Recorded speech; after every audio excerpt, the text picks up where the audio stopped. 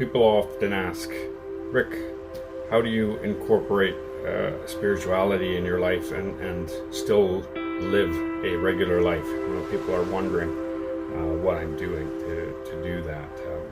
I think because they see when some people get on the spiritual path, they really dive deep and they go into it and actually transform, which is beautiful too. But not everyone's ready to do that. I think people have looked at my life and see I have a family, 3 kids.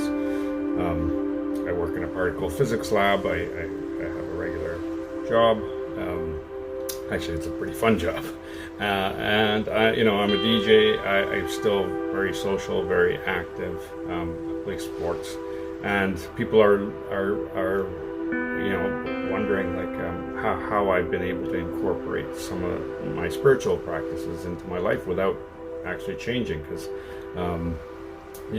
as I said, some people really go down that path and do transform themselves, and their lives look completely different, which is beautiful.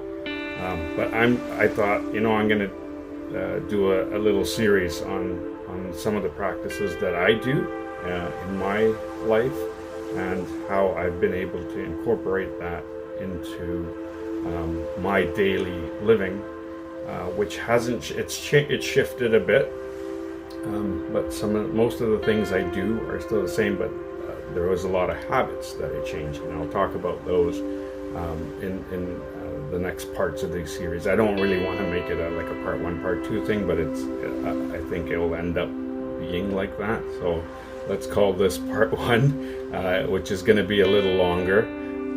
And one of the things that that really put me on the spiritual path, aside from wanting to be on it, there's always a desire, but I never actually took the actions to do that.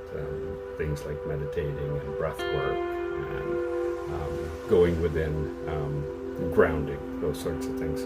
I knew of them, but I didn't execute.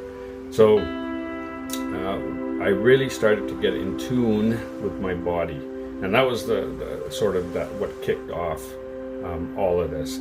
Is I started to really notice what I was putting in my body, how I was feeling, and then start to execute. So the next video will be on execution of some of the